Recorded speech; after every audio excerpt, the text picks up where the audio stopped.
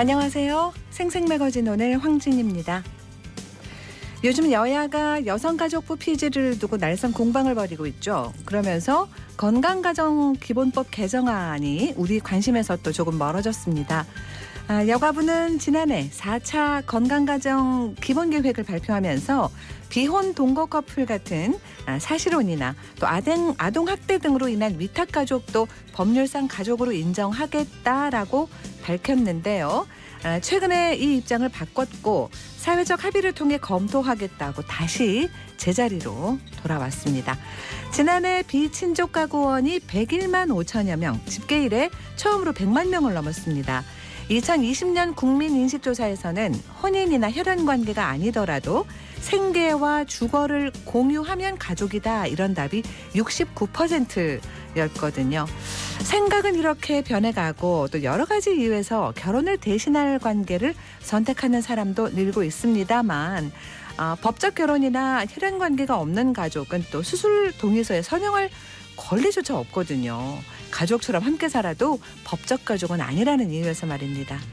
다양한 가족 형태를 이해하고 포용하는 일은 법 앞에 멈춰 있는데요. 오늘 시사초점에서 2022년 대구시 가족 실태 조사 결과 한번 짚어볼게요. KBS 대구 1라디오 생생매거진 오늘 10월 11일 화요일 순서 시작합니다.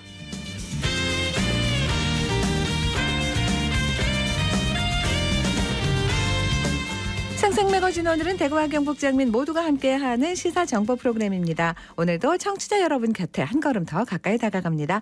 안동, 포항, 울릉 연결해서 날씨와 소식부터 전해드립니다. 안동입니다. 오늘 출근길 많이 추우셨죠? 경북 북부 지역 아침에 북서쪽에서 찬 공기가 유입되면서 아침 최저 기온 안동, 영주 7도, 봉화는 5도 보였는데요. 내일은 기온이 더 낮아져서 경북 북부 내륙과 산지는 아침 기온이 2도 내외로 낮아져서 얼음이 얼고 서리가 내리는 곳도 있겠습니다. 농작물 냉해 피해 없도록 유의하셔야겠고요. 오늘은 한낮에도 안동, 청송 18도, 영주 17도 예상되는 만큼 따뜻한 옷차림으로 외출하시는 게 좋겠습니다.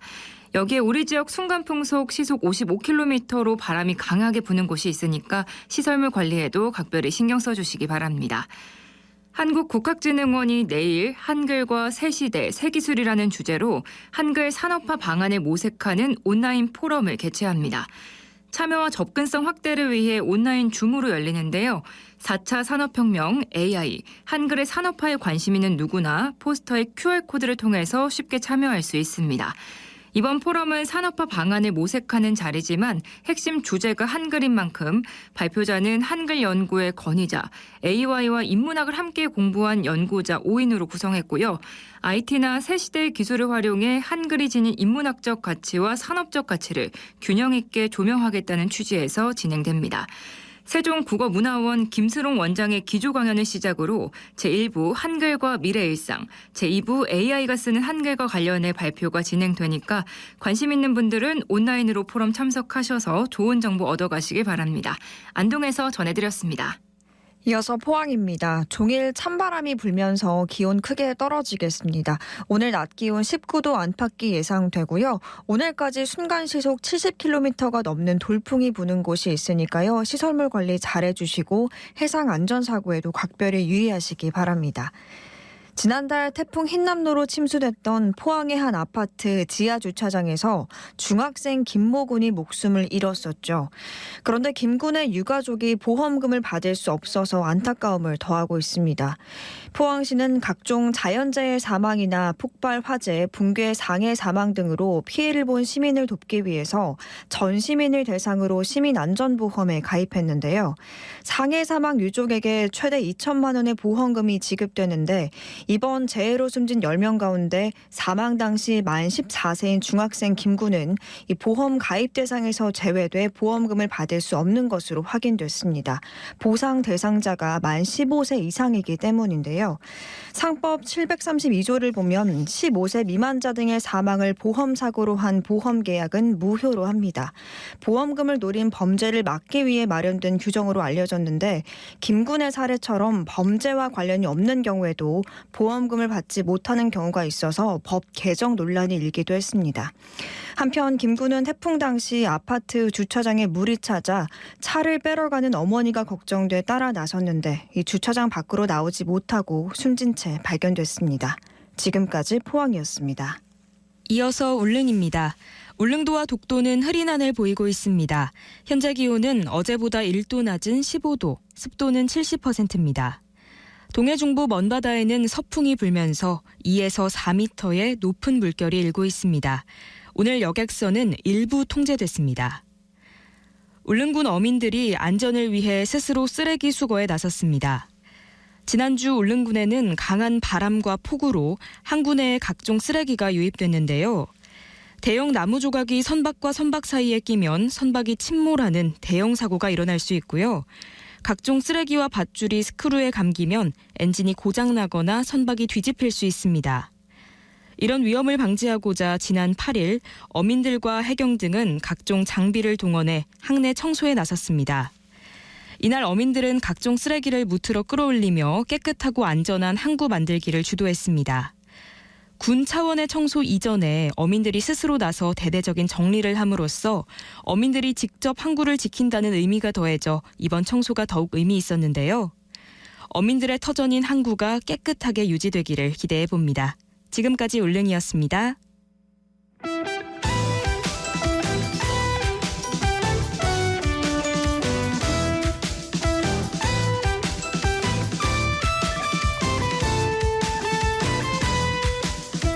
오늘 보는 키워드 뉴스 화요일에는 매일신문 구민수 기자 함께합니다. 어서 오세요. 네, 안녕하세요. 네, 첫 번째 키워드 뭔가요? 예, 광역 부단체장입니다. 네, 부단체장이라면 그러니까 부시장, 부지사를 얘기하시는 거겠죠? 네, 맞습니다. 네. 이 현재 광역 부단체장은 단체장이 직접 지명할 수가 없습니다. 그런데 지난 7일 울산에서 열린 제2회 중앙지방협력회의에 참석한 홍 시장이 이 대목을 윤석열 대통령에게 건의했습니다. 지방시대 개막을 맞아 시도지사가 직접 천거하고 지명할 수 있는 권한이 있어야 한다고 주장한 건데요. 네. 전국 기초 부단체장 직급 상향을 포함한 자치조직권의 강화가 필요하다는 내용이었습니다. 홍 시장이 참석했다는 그 중앙지방협력회의라는 거는 어떤 역할을 하는 곳인데요? 네, 올해 신설이 됐습니다. 그 대통령과 17개 시도지사가 참석하는 의사결정 기구입니다. 지난 7월 문재인 정부 시절 1차 회의가 열렸고 이번에 두 번째 회의가 열렸습니다. 네. 새 정부와 민선 8기 출범 이후 처음으로 윤 대통령이 주재를 했고요. 그간 광역부단체장 인사는 행정안전부가 대상자를 정해서 시도지사와 협의하는 방식으로 이루어졌습니다. 네. 그래서 시도지사의 의중을 제대로 파악하기가 어렵고요. 홍 시장은 시도지사와 호흡을 맞추고 시정 철학을 가장 효과적으로 공유할 수 있는 인사를 직접 천거하고 지명할 수 있도록 절차를 개선해달라는 입장을 분명히 했습니다. 네, 다양한 얘기들이 많이 나왔겠네요. 네. 네. 기초 부단체장 직급 상향 논의도 있었습니다. 현재는 지방자치법상 인구 10만 명 미만은 4급, 10만 명 이상 50만 명 미만은 3급으로 부단체장을 둘 수 있습니다. 네.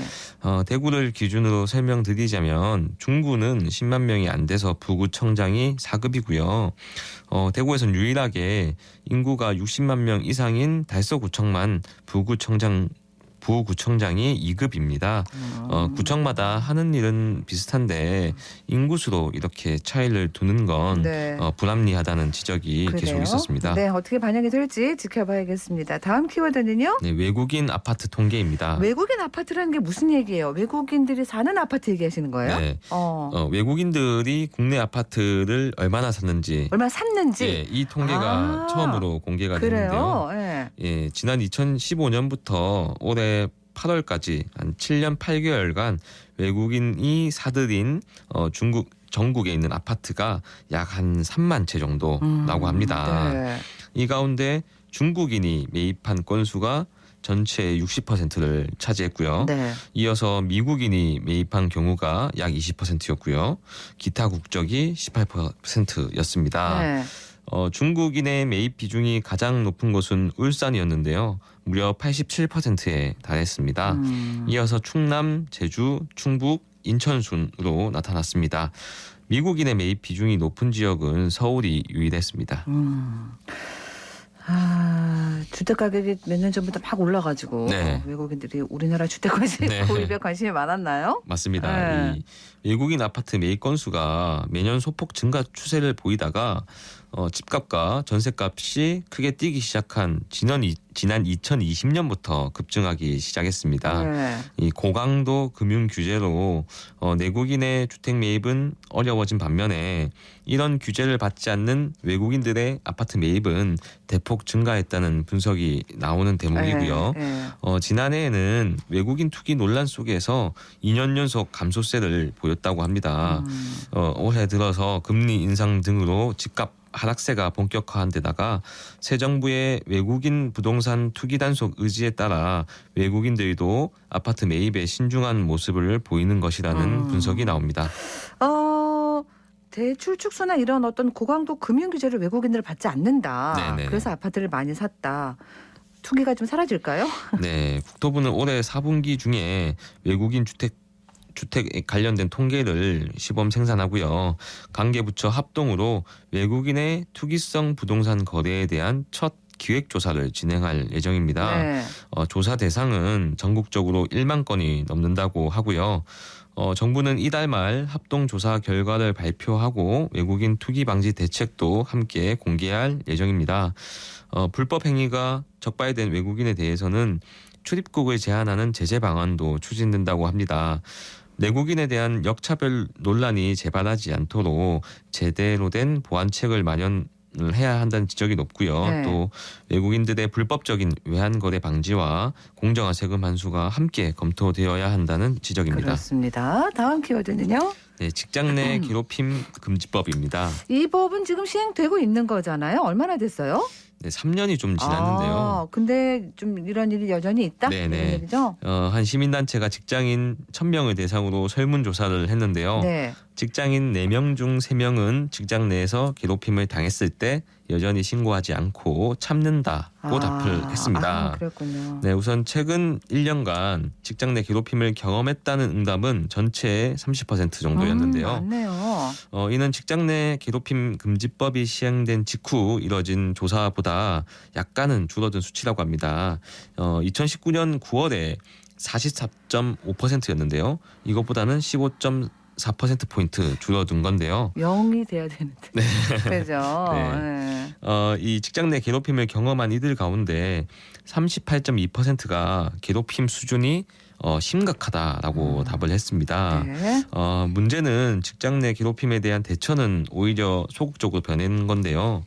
70% 이상이 참거나 모른 척한다고 답을 했습니다. 네. 이는 2019년 조사 때보다 10% 이상 증가한 수치고요. 그만뒀다는 응답도 15%가 넘었습니다. 네. 또 동료들과 항의하거나 신고했다는 반응도 그리 높지 않았습니다. 주위에서도 좀 외면한다는 얘기도 됩니다. 그죠? 네네네. 그러면은 이게 말이 안 되긴 하는데 이 네네. 법 시행한 게 오히려 그러면 적극적인 대처를 가로막는 요인이다? 네. 네. 네, 일부 좀 그런 모습도 보이는데요. 네. 신고하지 않는 이유를 묻자 대응해도 나아지지 않을 것 같다는 응답이 70%를 넘었습니다. 이 불이익을 당할 것 같다는 응답도 10%가 넘었고요. 예. 실제로 직장 내 괴롭힘을 신고한다고 해도 대부분이 인정을 받지 못했고요. 네. 일부는 불리한 처우까지 당했다고 합니다. 특히 비정규직 5인 미만 사업장에서 이런 응답이 더 많았고요. 법이 시행되는지도 몰랐다는 응답도 상당했다고 합니다. 그렇군요. 참, 법이 있어도 바뀌질 않는데 법은 없앨 수 없는 거니까 네. 어떤 방법이 있을까요? 일단은 괴롭힘을 당했을 때 신고 절차가 있어도 피해자들의 신뢰를 받지 못하고 있다는 게 드러났으니까 네. 이에 대한 조치가 필요한데요. 맞습니다. 피해자들이 참거나 퇴사를 고민해야 하는 상황으로 내몰리지 않도록 맞습니다. 좀 신고를 해도 불이익을 당하지 않는 보호 조치가 강화가 돼야 하고요. 네. 또 조직 문화와 인식 개선을 위한 실태 조사, 또 예방 교육 의무화가 필요하다는 지적이 나오고 있습니다. 예. 자, 다음 키워드는요. 네, 학교 급식 노동자입니다. 학교 급식실 노동자분들 네, 어렵다는 얘기는 많이 나왔었어요. 그죠? 네네. 건강 문제죠. 그렇죠. 네, 10명 중 3명이 폐 건강에 이상이 있다는 조사 결과가 나왔습니다. 예. 전국 17개 시도교육청이 조사에 나선 건데요. 폐 CT 검진 결과가 나온 6,000명 중 30% 이상이 이상 소견을 보였습니다. 현재 대구를 포함해 6개 교육청에서 결과가 나왔고요. 나머지는 진행 중이거나 실시 예정이라고 합니다. 특히 6곳 가운데 폐 이상 소견자는 대구가 442명으로 가장 많았습니다. 네. 대구의 경우 검진을 한 1,000명 중 30% 넘게 이상 소견을 보였고요. 이 가운데 폐암이 의심되는 경우도 많았다고 합니다. 대구에서도 2명이나 발견됐습니다. 네. 지난해죠. 학교급식 노동자의 폐암이 처음 네. 산업재해로 인정이 됐는데 그 이후에 이 폐암 건강진단 실시 기준도 마련을 했습니다. 맞습니다. 네. 올해부터 10년 이상 종사하거나 55세 이상이면 폐 CT 검사를 받는데요. 아직 일부만 검사를 마쳤기 때문에 검사가 모두 완료되면 감춰진 폐 이상 소견자는 더 늘어날 수가 있습니다. 학교급식 노동자들에게서 폐 이상 소견이 나오는 이유는 실내 공간에서 조리 중 발생하는 유해 물질에 장기간 노출되기 때문입니다. 네. 기름을 고온으로 끓였을 때 기름이 산화하면서 발암성 물질이 나온다고 합니다. 교육부와 교육청은 검사 비용을 지원하고 노동 환경과 안전에 대한 근본적인 대책을 마련해야 한다는 맞습니다. 지적이 나오고 있습니다. 그래요. 자, 마지막 키워드 갈까요? 네, 의정비입니다. 의정비 지방의회 얘기인가요? 네, 네. 대구 기초 의원들의 의정비를 결정하는 의정비 심의위원회가 4년 만에 다시 열렸는데요. 예. 올해는 인상될지 관심이 모이고 있습니다. 앞서 남구의회가 지난 7일 날 8개 구군 가운데 가장 먼저 열었는데요. 앞으로 1년간은 일단 동결을 하고 그 이후에는 공무원 임금 인상률을 반영해서 인상하기로 결정을 했는데 네. 올해 공무원 임금 인상률이 1.4%여서 그 수준으로 결정이 될 것 같습니다. 그래. 자, 주민들을 위해 봉사한다는 네. 것이 목표인 분들입니다. 네. 네. 근데 이제 이렇게 어려운데 또 임금 인상한다 그러면 반발이 상당하겠어요. 네, 코로나19 여파에서 좀 벗어나지 못하는 지역 경제 사정을 고려해서 섣불리 인상하지 못하는 건데요. 네. 뭐 경기 침체로 인해 당분간은 동결하는 분위기가 좀 전파될 것 같습니다. 네, 알겠습니다. 자, 또 그 의정비는 좀 언제쯤 확정되는 거예요? 네. 그러면? 지금 1차 회의가 마쳤는데 2, 네. 3차 회의를 거쳐서 10월 말쯤에는 지급 기준이 확정될 계획입니다. 또 어떻게 될지 또 지켜봐야 되겠네요. 네. 오늘 여기서 마무리할게요. 고맙습니다. 네, 감사합니다. 화요일 키워드 뉴스 매일신문 구민수 기자와 함께했습니다.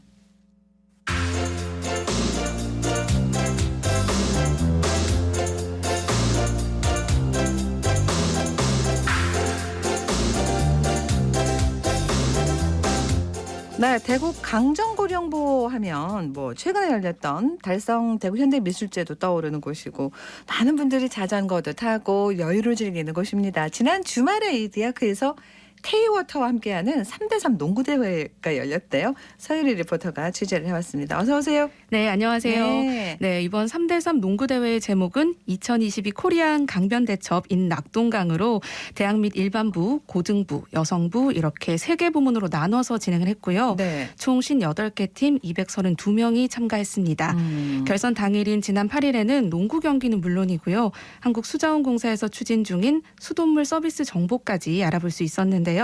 현장 소리와 함께 한국수자원공사 박재현 사장의 이야기 들어보겠습니다. 저희 국가상수 정보 시스템에서 제공 중인 서비스가 아닌 것은입니다. 일단 보니까 법정 수질 자료는 나와 있는 것 같고 또 상수도 통계도 있는 것 같고 세 번째 수질 측정망 수질 현황은 없는 것 같아요. 이걸로 한번 해볼게요.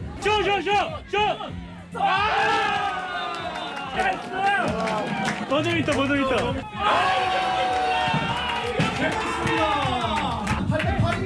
경기가 진짜 무르익습니다. 무르익어요. 자, 이거 들어가면 이제 2점 차가 되고 안 들어가면 이제 한 점씩 합니다. 코리아 강변대첩 여성부 1위 브라키오사우루스 축하드립니다. 코리아 강변대첩은 코로나를 극복한 국민들에게 활력을 부여하고 우리 강을 모든 시민들이 누릴 수 있는 즐거운 소통의 공간으로 만들기 위해 준비했습니다. 코리아 강변대첩은 강변이라는 힐링의 공간과 스포츠와 청년이 만난다면 어떨까라는 아이디어에서 시작했습니다.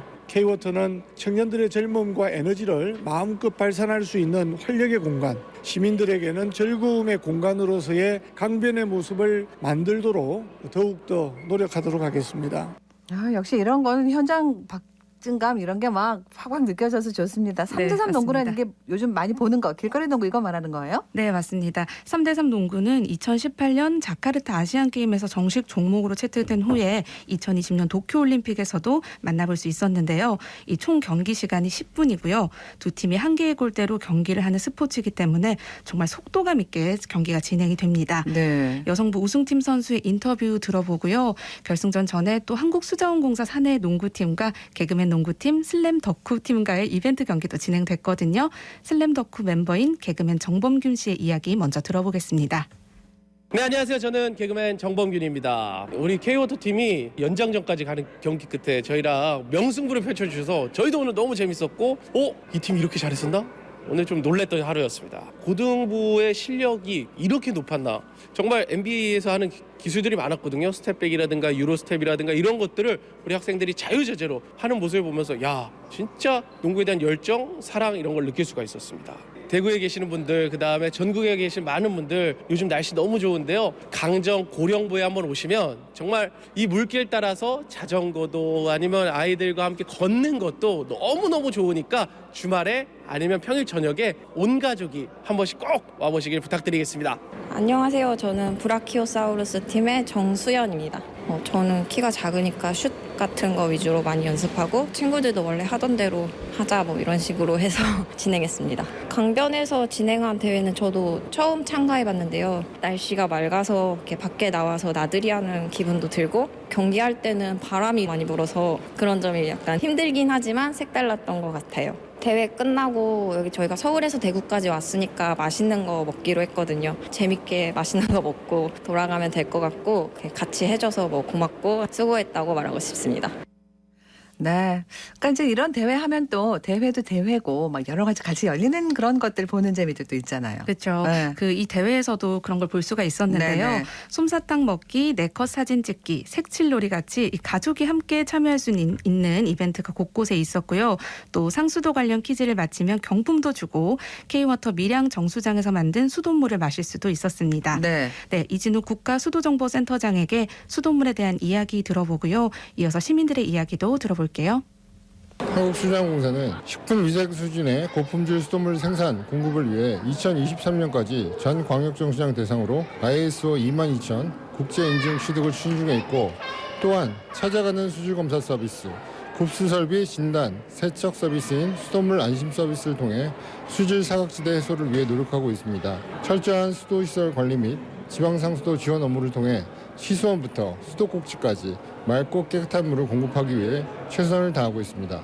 시민 여러분, 수돗물 안심하고 드세요. 전 유천동 사는 이용준이라고 합니다. 오늘은 가족들끼리 저 강정보에 피크닉 나왔는데 국가수도정보센터 수도정보 서비스 체험관이 있다고 그래가지고 체험 참가도 할 겸 이렇게 왔습니다. 워터나우 사이트에 들어가서 퀴즈도 풀어보고요. 사은품도 받아서 너무 즐거운 하루를 보내고 있는 것 같습니다. 안녕하세요. 저는 김현정이라고 합니다. 강정보에 바이크 타러 왔다가 지금 이벤트 하는 거 보고 오게 되었습니다. 퀴즈를 맞추면 경품을 주고 인생 네컷 찍을 수 있는 그런 이벤트 참여했어요. 지금 농구 대회를 하는 걸 보게 되었어요. 실외에서 하는 농구 경기라서 되게 색달랐었고 그리고 볼거리도 되게 많아서 좋았던 것 같아요. 네, 안녕하세요. 저는 경남 함양 사는 노태상이라고 합니다.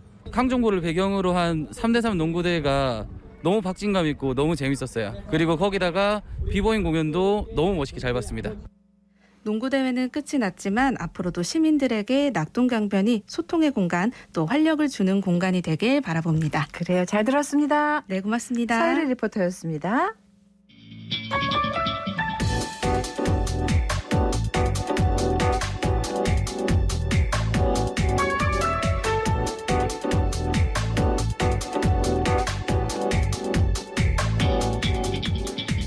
묻고 듣고 생각과 마음을 나누는 방송.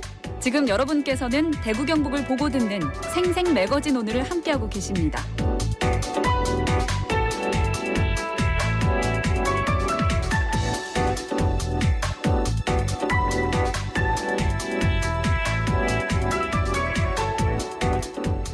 최근에 나온 2022년 대구 가족 실태조사. 지금 살아가는 우리 대구 시민들의 생각, 모습을 자세히 볼 수 있는 결과입니다. 대구시 행복지능사회서비스원 여성가족본부 정영태 정책개발실장 전화 연결해서 한번 알아보죠. 안녕하세요. 네, 반갑습니다. 네. 자, 이런 어떤 체계적인 가족 실태조사 이런 걸 자주 하셨어요? 아니요. 대구 지역에서는 대부분 가족 실태 조사를 총괄적으로 하지는 않고요. 분절적으로 연구들이 이루어졌습니다. 네. 실질적으로 뭐 다문화 가족이라든지 조선 가족이라든지 혹은 미혼 한부모 가족이라든지 이렇게 대상별로 저희가 그냥 체계화해서 대상에 맞춰서 지금까지 이루어졌고요. 네. 이렇게 가족을 하나의 단위로 묶어서 저희가 종합적으로 연구한 건 이번이 처음이었습니다. 어떻게 이렇게 바뀌게 됐을까요? 네, 저희가 아마 아시겠지만 2021년도에 대구 지역에서 가족을 둘러싼 여러 가지 사건들이 좀 발생을 했습니다. 안타까운 사건들이긴 했는데요.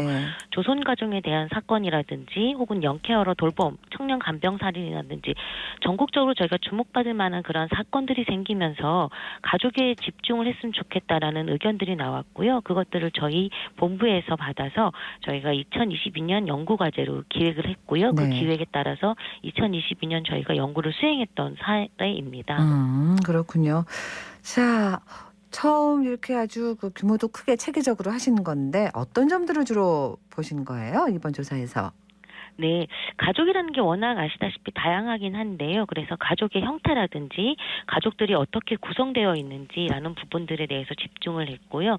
실질적으로는 저희가 200여 개가 넘는 그러한 문항들로 구성을 했습니다. 네. 가족에 대한 인식, 태도, 가치관, 그리고 가족이 어떻게 형성되고 가족 안에서 돌봄이 어떻게 이루어지고 가족 간의 생활이라든지 관계, 그리고 가족의 건강과 노후, 일생활 균형, 가족과 관련한 성평등, 그리고 가족에 대한 정책 욕구, 특이하게 저희가 1인 가구에 대한 문항들을 별도로 만들었고요. 이런 부분들을 구성을 하면서 저희가 일생활 균형 부분, 변화되는 부분들에 대해서도 집중을 하고 시작을 했습니다. 이렇다 보니까 가족의 기본적인 뭐 경제활동 혹은 소득 이런 부분만 되는 것이 아니라 가족들이 갖고 있는 역학적인 구조에 집중을 해서 이러한 연구 조사가 설계가 되었고 연구가 추진이 되었습니다. 사실은 결혼을 통한 게 지금까지 우리가 알고 있는 어떤 전통적인 가족의 모습이잖아요.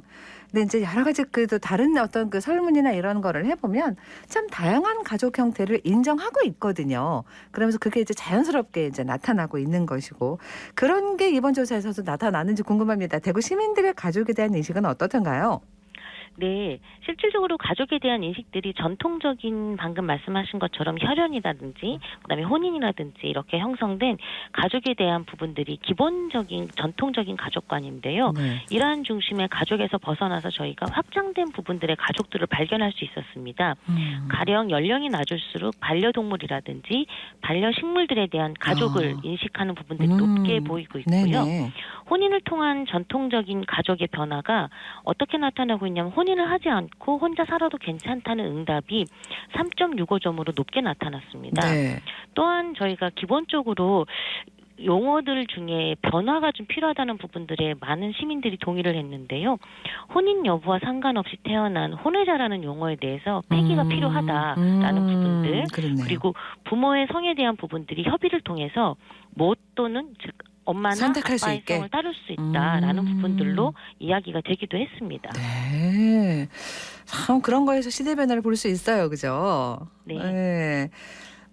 그리고 뭐 인공지능이나 아니면 왜 로봇 이런 거 있잖아요. 그런 걸 또 가족으로 생각한다 하고 또 여가나 취미 활동을 함께 하면 그게 가족이지 뭐라고 생각하는 것도 많이 나오고 있고. 근데 이걸 이제 또 세대별이나 어떻게 성별에 따라서 이렇게 또 나눠봐도 또 그 색다른 결과들이 나오지 않을까 싶어요. 네, 실질적으로 세대별 성별에 대해서 방금 말씀하신 것처럼 저희가 AI라든지 반려동물이라든지 여가 여부를 함께하는 부분들에 대해서 가족으로 인정한다라는 것들이 서로 다르게 나타나고 있는데요. 예를 들어 친조부모에 대해서 20대와 60대 이상은 평균 한 85% 정도가 가족으로 인식을 하고 있었습니다. 그런데 그 세대 구간에 있는 30대와 50대는 85%가 인지하고 있는 친조부모에 대한 부분을 한 78% 정도만 그냥 가족이 가족이다. 약간 그 가족에 대한 개념이 조금 넓어지기도 했죠. 네네. 반면에 외조부모에 대해서는 역시 이제 높게 나타나고 있거든요. 82% 정도로 이제 20대, 60대는 우리 가족이지라고 생각을 하고 있는데 역시 30대와 50대는 상대적으로 외조부모에 대해서는 가족에 대한 인식이 좀 다르게 나타나고 있습니다. 이런 부분들이 있고 대신 반려동물인 경우에는 20대는 73.6%가 가족으로 인지하고 있는데요.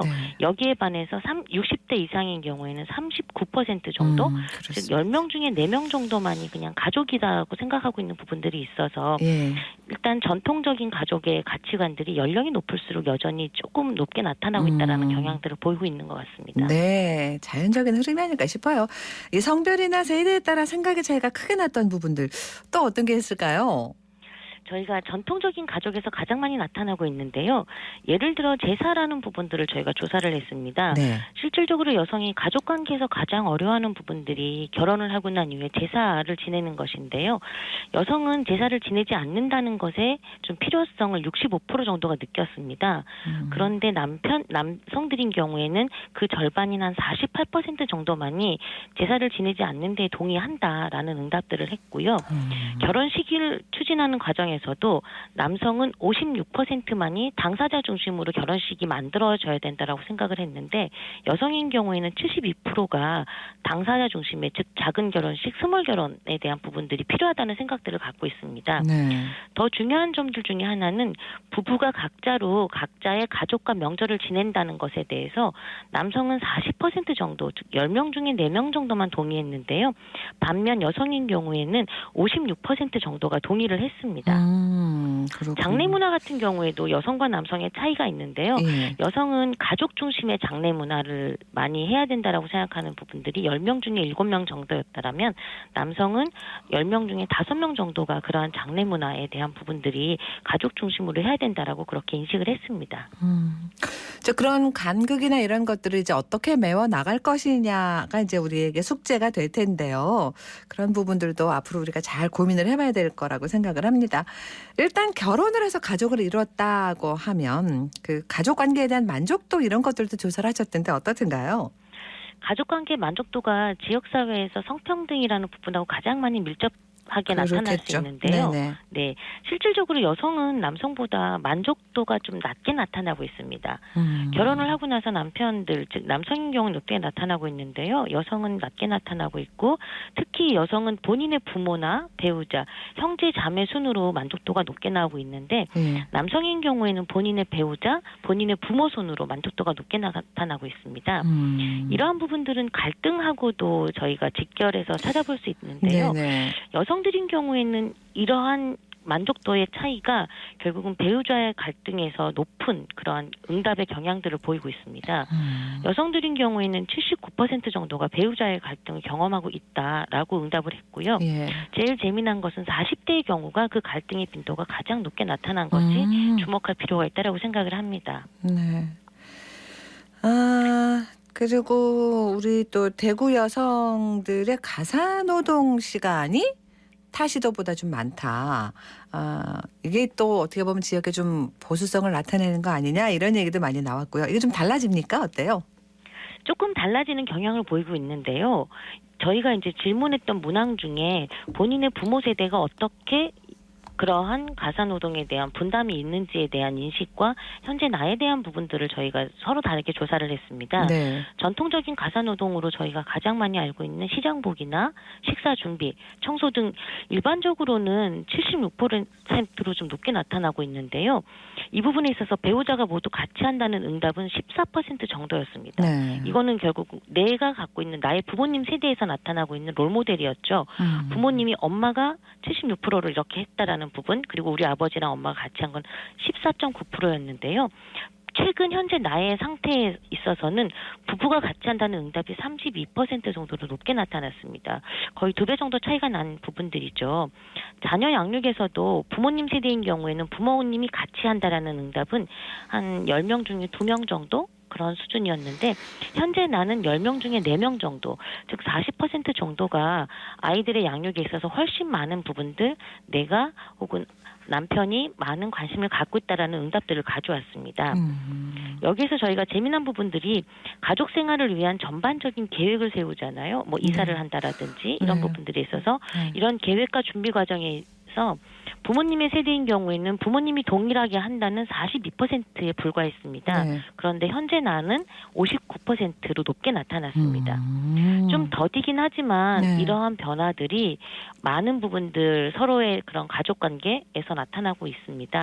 근데 여전히 뭐 방금 말씀하신 것처럼 보수성이라는 부분들에서도 저희가 좀 크게 변화되지 않는 부분들은 전통적인 가사노동이 과거 한 2% 정도였다라고 하면 현재는 6.2%로 좀 올랐습니다. 하지만 여전히 10%에 미치지 못하기 때문에 그냥 이러한 부분들의 변화가 더디지만 천천히 그러한 것들을 가져올 수 있는 것들이 이런 조사를 통해서 저희가 지속적으로 확인될 필요가 있다라고 생각을 하고 있습니다. 예. 자, 그렇다면 전체적으로 봤을 때 가족의 성평등 인식은 어떻게 나타났어요? 네, 가족의 성평등 의식을 가장 많이 살펴볼 수 있는 지표들은 성역할 고정관념이라고 볼 수 있는데요. 성역할 고정관념 안에서 보면 성평등이 정말 중요하다라는 응답은 전체적으로 한 60% 정도가 성평등의 중요성을 모두가 남녀가 이야기를 했습니다. 그런데 주목할 점은 여성이 66.7%로 남성 54%에 비해서 높게 나타나고 있거든요. 그러니까 가족 내 아까 말씀드렸다시피 가족관계 만족도에 있어서 여성들이 불만족한 이유라는 부분들이 바로 이러한 성평등에 대한 인식이 높은 그러한 배우자, 가족관계 구성원들이 만족하지 못하는 것들을 메울 수 있는 부분들이 저희는 필요하다고 생각을 하고 있고요. 또 한 가지 주목할 점은 20대에서 상대적으로 성평등에 대한 중요성이 30대보다는 낮게 나타났습니다. 저희는 젊은 층으로 내려갈수록 훨씬 가족관계 성평등에 주목할 거라고 생각을 했는데 그렇게 주목하지 못한 부분들에서 젊은 층이 혹은 이런 부분들에 있어서 성평등에 대한 그런 관심도가 낮지 않을까라는 경향을 좀 찾아볼 수 있다고 생각을 했습니다. 저희가 인터뷰를 시간이 딱 정해져 있어가지고 너무 궁금한 게 많은데 너무 아쉽습니다만 1인 가구 얘기 조금 들어보고 싶은데 요거 간단하게 해주시고 다음 질문도 중요한 게 있어가지고요. 1인 가족도 이제 많아지잖아요. 네네. 네.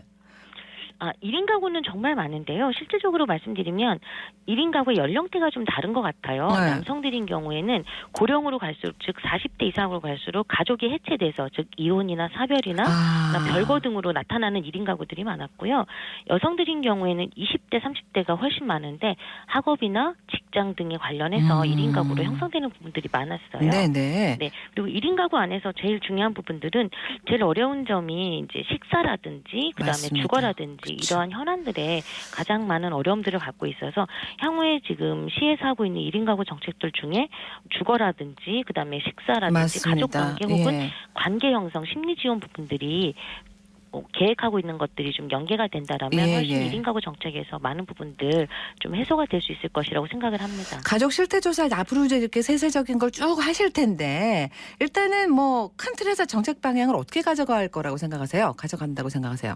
네, 저희가 가족 실태 조사를 하면서 느낀 점은 대체적으로 가족이라는 것들을 아까 제가 서두에 말씀드렸다시피 대상별로 봤던 부분들이 되게 많습니다. 1인 가구, 다문화 가구, 조성 가구, 입양 가구 등등 서로 이렇게 분절적으로 보다 보니까 종합적인 가족 정책이 마련되지 못했던 한계들이 있는데요. 이러한 실태 조사가 앞으로 계속 빅데이터가 되어서 쌓여서 대구 지역의 맞춤형 정책이라는 부분들, 빅텐트를 펼칠 수 있는 그러한 데이터로 저희가 활용될 수 있을 거라고 생각을 합니다. 그리고 가족이 더 이상 대상화가 아니라 종합적이고 체계적인 부분에서 접근할 수 있는 대상이라는데 인식 전환이 저는 정말 중요하다고 생각을 하고 있고 이러한 방향에서 가족 실태 조사가 이루어질 필요가 있다고 생각을 합니다. 그래. 자, 시간이 너무 아쉽습니다. 오늘 여기까지로 마무리하고요. 말씀 잘 들었습니다. 네, 감사합니다. 네, 대구시 행복진흥사회서비스원 여성가족본부 정영태 정책개발실장과 얘기 나눴습니다.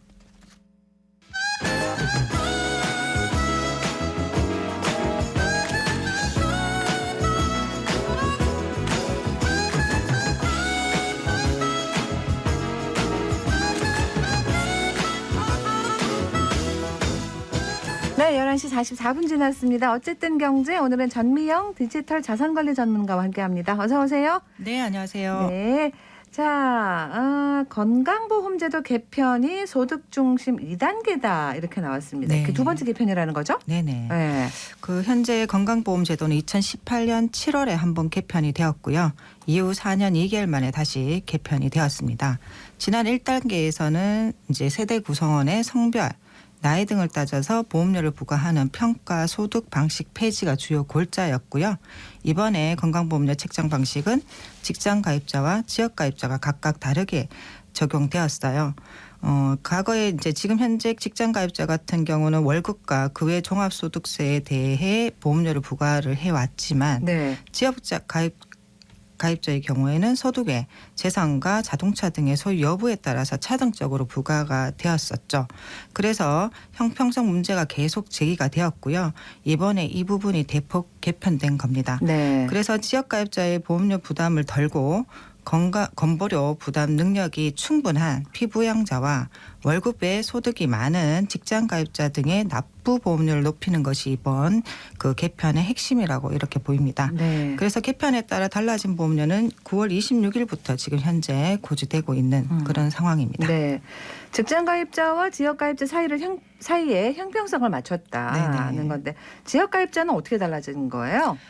현재 지역 가입자 같은 경우는 재산 공제가 대폭 확대가 되고요. 소득세 정률 방식이 시행이 적용되는 건데요. 네. 이 세부적으로 보시면 재산보험료 공제 확대와 소득 점수 폐지 그리고 정률제의 도입, 자동차 보험료 부과 대상 축소와 최저 이제 기준 보험료가 변경이 이렇게 달라지는 그런 요건인데. 네. 네. 그러면 지역 가입자 부담은 좀 덜어진 것 네. 같은데 이전하고 비교를 한번 해볼 수 있을까요? 네. 지금 먼저 소득 부분에서는요. 기존 소득 점수제 97개의 등급제를 폐지를 했습니다. 네. 이 부분이 이번 현재 공정한 정률 부과로 우리 직장인 가입자의 동일 6.99%가 적용이 되고요. 최저보험료 기준이 변경되었다고 아까 말씀을 드렸는데 종전에는 연소득 100만 원 이하가 월 14,650원이 부과가 되었습니다. 지금 현재는 연소득 336만 원 이하 월 19,500원이 그러니까 납부가 하게 되는 거고요. 네. 재산 부분 재산 공제 확대 같은 경우는 현재 종전에는 500만 원에서 1,350만 원 차등 공제가 됐던 부분이 예. 현재는 모든 세대 재산 공제 5천만 원 일괄 공제가 됩니다. 그리고 자동차 보험료 부과 대상 또한 축소가 되고요. 종전에는 100이란 기준으로 했던 부분들이 이번에는 4천만 원 이상 자동차에만 부과가 됩니다. 그렇군요. 이로 인해서 사업자와 은퇴자 등 지역 가입자의 재산과 자동차 보험료가 줄어들 것으로 예상되고 있고요. 네. 이 구체적으로 지역 가입자 같은 경우에 65% 정도, 그러니까 561만 가구 세대가 월 평균에 한 3만 6천 원 정도의 보험료 인하 효과가 있을 것으로 이렇게 예측하고 있습니다. 그러면은 직장 가입자 개편 내용은 어떤가요? 네, 직장 가입자의 경우는 월급 외에 소득이 많은 직장 가입자의 보험료 부담이 조금 높아질 것 같습니다. 이게 추가 부담이 되는 건데요. 종전에는 월급 외에 연간 3,400만 원 초과한 경우에 대해서만 보험료 추가 부담을 했었는데요. 이번 개편에는 연간 2천만 원 초과로 이렇게 보험료 추가 부담이 됩니다. 그래서 대부분의 직장에는 크게 변동은 없을 것 같고요. 지금 현재 2% 정도가 해당될 것으로 이렇게 보고 있습니다. 피부양자가 될 수 있는 조건이 바뀐다 그래서 이게 말이 많았었잖아요. 네. 이건 어떻게 달라졌습니까? 이 부분이 조금 그런데요. 지금 현재 재산과 소득 등 경제적 능력이 있는 일부 피부양자 같은 경우는 비록 부모라 할지라도 지역 가입자로 바뀌어 보험료를 내가 되는 경우가 이렇게 발생하는데요. 연간 소득을 합산한 금액이 3,400만 원 넘는 분들은 피부양자에 이제 대외되는 이런 상황이 될 수 있습니다. 네. 그리고 재산 요건도 강화되는데요. 재산 가표 5억 4천만 원, 시가 11억 원 수준으로 초과하는 경우는 연간 소득도 1,000만 원을 넘는다면 지역 가입자로 전환돼 보험료를 부담을 하는 그렇게 케이스가 발생하는 하게 되고요.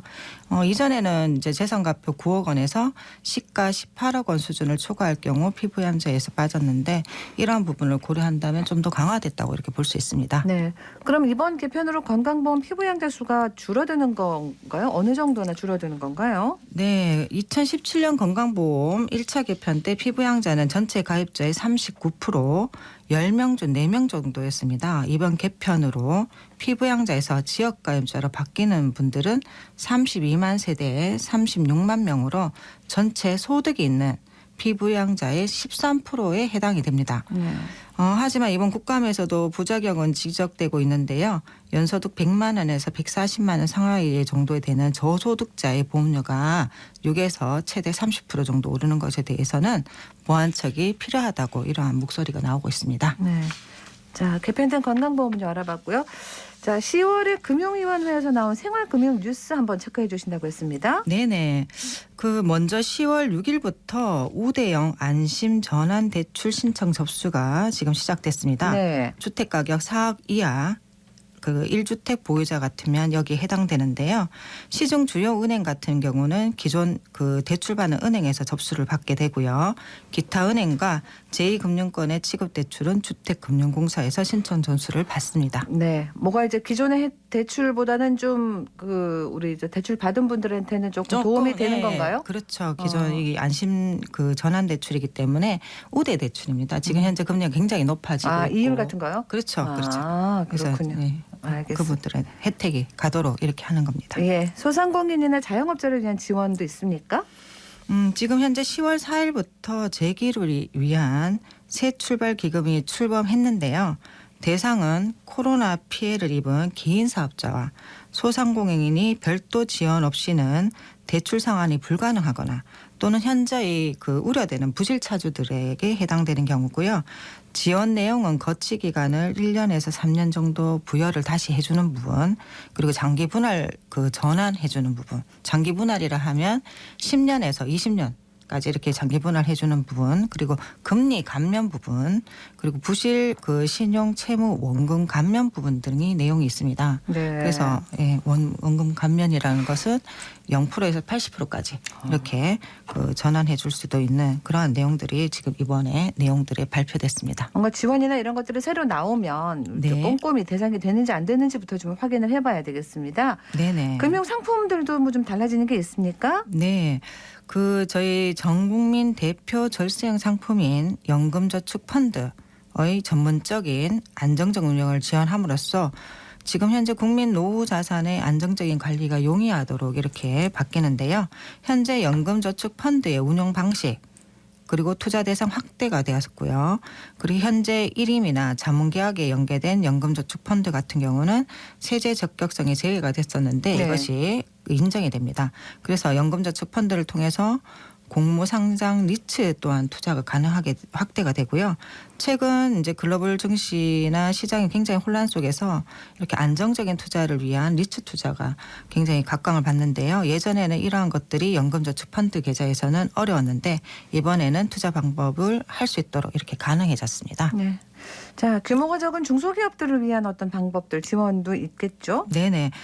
중소기업에 대한 과도한 부담을 주었던 회계 규제 이번에 대폭 개선이 되었습니다. 그래서 회계 투명성은 유지하되 금융위원회에서 여러 가지 이런 것들을 발표를 했는데요.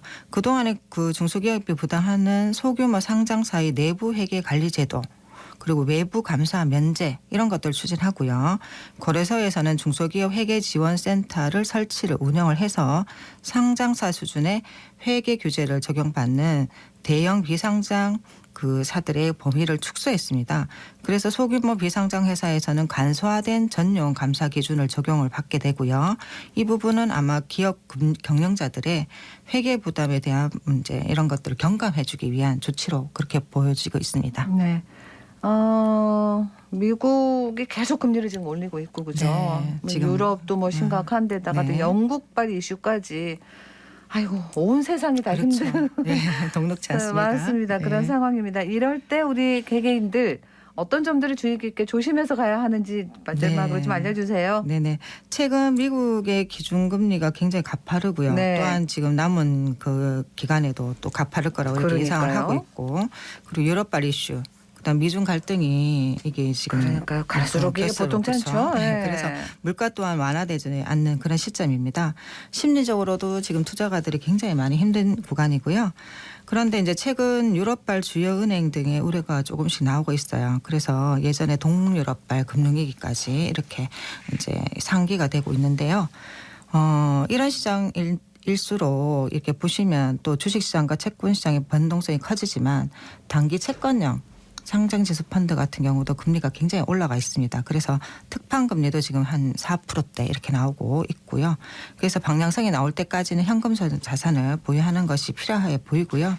현재 단기 채권형 ETF 같은 경우는 평균일의 해수 기간이 짧고 안정적인 수익을 확실히 이렇게 보장할 수 있으니까 이런 부분들의 신상품을 조금 눈여겨보시고 이런 복합적인 어려움 속에서도 이렇게 보시면 심리적 고충은 크겠지만 과거 사이클 보시면 굉장히 그 일환 구간은 반복되고 시간의 문제이기 때문에 각자 투자 성향에 맞게 멘탈 관리 필수적으로 하시기 조심조심 살살 해야 되겠습니다. 말씀 고맙습니다. 네, 감사합니다. 전민영 디지털 관리 전문가와 함께했습니다. 교통정보입니다. 윤가영 리포터. 네, 먼저 시내도로 정보입니다. 와룡로 죽전 내거리에서 볼리 내거리 방향으로 볼리초교 내거리 지난 지점 가장자리 차로 쪽으로 승용차와 승합차 추돌 사고가 있습니다. 해당 구간 이동하는데 불편함은 없는 모습이고 국채보상로는 중앙 내거리에서 서성 내거리 방향으로 신호 앞두고 밀림과 풀림 반복합니다. 반대 방향으로 는 청구 3거리에서 구 MBC 내거리 방향으로 신호 앞두고 가득 몰렸다가 이동을 합니다. 이어서 고속도로입니다. 경부고속도로는 부산 방향으로 70 물류 150km 지점에서 7곡 분기점 부근 146km 지점 4차로와 갓길 쪽으로 졸음쉼터 작업 중이고요. 중부내륙지선은 여주 방향입니다. 문경 세제터널 안쪽으로 2차로 쪽 작업이 이어지면서 일대 정체를 보입니다. 지금까지 이 시각 교통정보였습니다. 대구 북구 청소년 상담복지센터가 극단적 선택과 자해 집중 심리 클리닉을 운영합니다. 대구에서 처음인데요. 한국 청소년 상담복지개발원에서 개발한 고위기 청소년 매뉴얼을 활용한 프로그램이에요. 이거를 지원한다고 합니다. 대상들은 청소년들 가족 구성원까지 모두 신속하게 밀착 상담도 하고 맞춤형 서비스도 한다고 하니까 한번 활용해 보시면 좋겠습니다. 10월 11일 화요일 생생매거진 오늘 여기까지입니다. 함께해 주신 여러분 고맙습니다.